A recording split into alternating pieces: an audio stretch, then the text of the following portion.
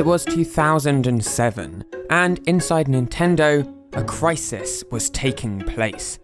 A team of developers was working on a game called Wii Fit. It was supposed to launch alongside the Wii and help regular old folk get themselves in shape. Except, things weren't going so well. The project was massively over schedule, over budget, and so Nintendo were about to cancel the whole thing, shut it down. But then, at the very last minute, Wii Fit was saved. And the thing that saved it? It was sumo wrestling. Here's the story.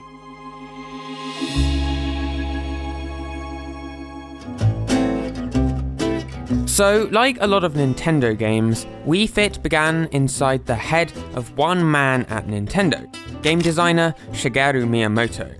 In the 80s, Miyamoto was working long hours every single day, sometimes even sleeping at his desk to try and get more work done. And so he started putting on weight. Dismayed by this, Miyamoto took up swimming, but he ended up getting so good at it that it stopped being a challenge, and so his weight started going up yet again.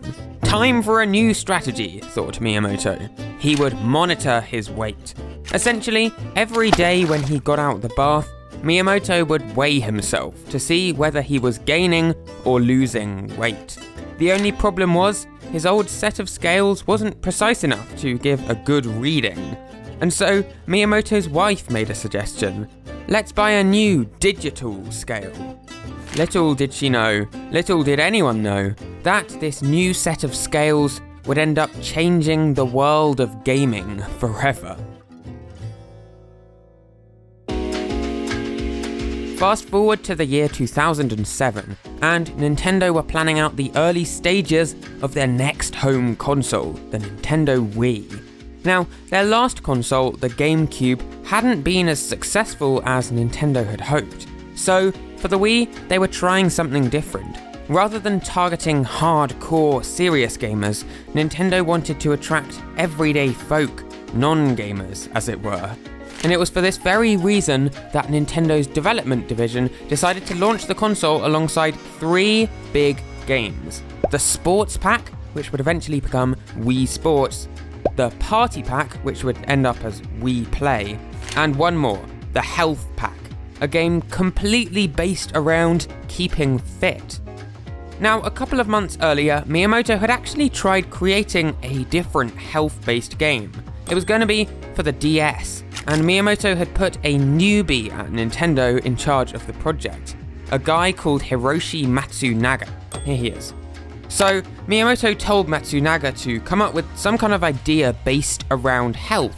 But according to Miyamoto, none of Matsunaga's ideas were very good. In fact, Miyamoto gave him a good yelling after the project kept dragging on and on, until eventually it was scrapped. The game had failed. But now with the launch of the Wii coming up, Miyamoto had a second chance to bring his health game idea into the world. He brought back Hiroshi Matsunaga. Perhaps this time, Matsunaga would have some better ideas, Miyamoto thought. And to help him, Miyamoto brought on a Nintendo veteran, the creator of Super Mario Kart, Tadashi Sugiyama. Together, the two would form an unbeatable duo. Oh, and Miyamoto gave the pair one last clue, a final suggestion. The game should feature a set of bathroom scales. Sugiyama froze. Just what had he got himself into?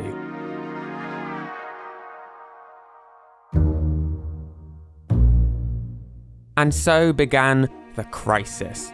Neither one of the duo knew what on earth they were supposed to be doing with this silly little set of bathroom scales. The two designers went out and bought some of the most popular scales in Japan at the time. Perhaps there was some way to link them up with Nintendo's new console. Sugiyama suggested plugging in a USB stick to the scales, measuring your weight, plugging the stick into the Wii, and having it show up on the television. But that seemed really complicated. So, out of ideas, the duo decided to visit some of Japan's biggest bathroom scale manufacturers. They toured the nation, stopping at each factory they encountered along the way.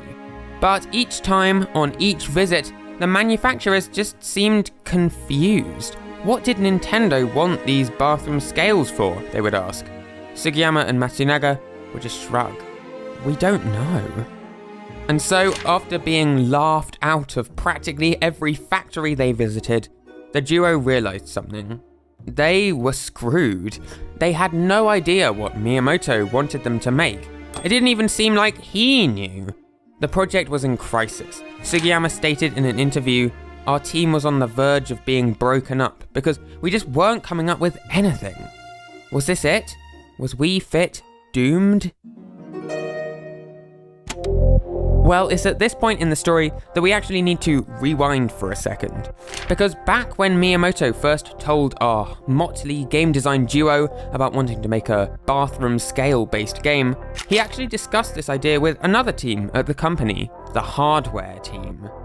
And at the helm of this hardware team was Takao Sawano. Miyamoto gave Sawano's team one goal: to create a cheap set of bathroom scales that could be bundled with this new Wii Fit game. A normal set of bathroom scales cost 2 or 3 times the price of a video game. Sawano had to reduce this price to just a fraction of that.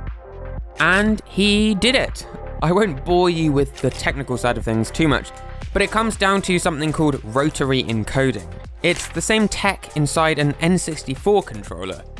But as the team were working on these new scales, Sawano began to have the same worries as the software team. What kind of game would even use a set of bathroom scales? Was all of his hardware work going to be scrapped in just a couple of months when this game never came into fruition? Sawano was concerned. One day, it hit him. He was at home in his living room, just sitting on the couch, relaxing, when he had a brainwave. Sumo! You see, there's actually this interesting fact about sumo wrestlers. They're so big that they don't actually fit on a single set of weighing scales. They would break the scales if they tried. So, sumo wrestlers actually have to stand on 2 different scales, one for each foot. And that got Sawano thinking, what if he were to put 2 of his bathroom scales side by side? The player would have to balance themselves equally across both of their feet stood on each scale. So the next day when Sawano got to work, he told the rest of the hardware team about his big idea. And soon, he even got the software team involved as well. And with that, this now considerably larger group of developers began setting up a sumo demo. They quickly got 2 bathroom scales, laid them side by side and hooked them up to a computer. But quickly a problem emerged. The scales only updated their weight readings a couple of times a second. Now, this was fine under normal circumstances, but not for the sumo-inspired balance game. So, the hardware team spent the next week fiddling with the scales, getting them to update 60 times a second. And a week later, they had the balance game up and running. It worked perfectly, plus it was really fun to boot. They showed it to Miyamoto, and he was also very impressed. That settled it. Wii Fit would not be cancelled after all, which was great. But now, the team had to actually make the game.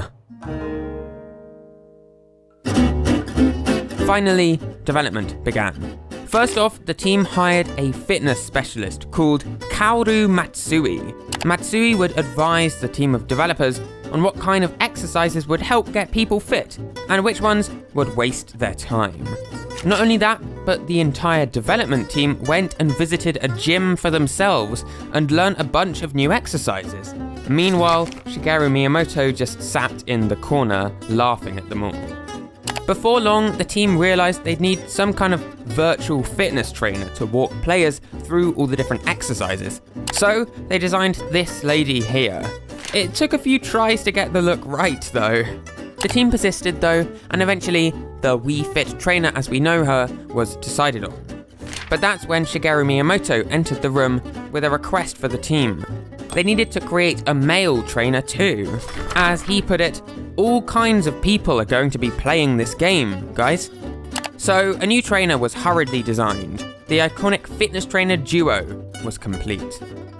Then motion capture was used to record a real human being performing the exercises from the game. But this motion capture didn't quite capture everything. The developers had to go back and add in some subtle stomach movements to show the character was breathing and alive. Finally, the team brainstormed some ideas for mini-games, little breaks in between the more formal exercises. One of the first games the team decided on was the skiing game, this one here. Apparently, it was a request from Shigeru Miyamoto himself. Not every idea was quite so successful though. Early on, there was going to be a game based around trampolining. The player would bend their knees and then extend them to jump up into the air. But one of the other team members said, "Where's the fun in that?"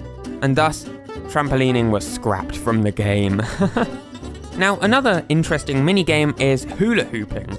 This one was suggested by two of the few female developers on the team. They wanted to add a game that had more of a female appeal. According to the two of them, we thought, let's make it sparkly. So this particular minigame was given lots of twinkling light that shone down on the player when they twirled their hoop. Plus, a brand new twinkling sound effect was created, just for this one minigame. And so, in December 2007, Wii Fit was finally released. And it was a major success, to say the least. It ended up selling over 22 million copies worldwide. But more importantly, it spread the Wii console to a huge new group of players who would never have otherwise thought about buying a games console. Hopefully, a lot of those people are still playing games to this very day. But remember, all of this could have easily been lost if it wasn't for sumo wrestling saving the day. You can subscribe for more videos like this every week. Plus, consider supporting Thomas Game Dogs on Patreon if you want to help me make more of these videos. Plus, I'm on Twitter @ThomasGdogs. I'll see you there. Bye!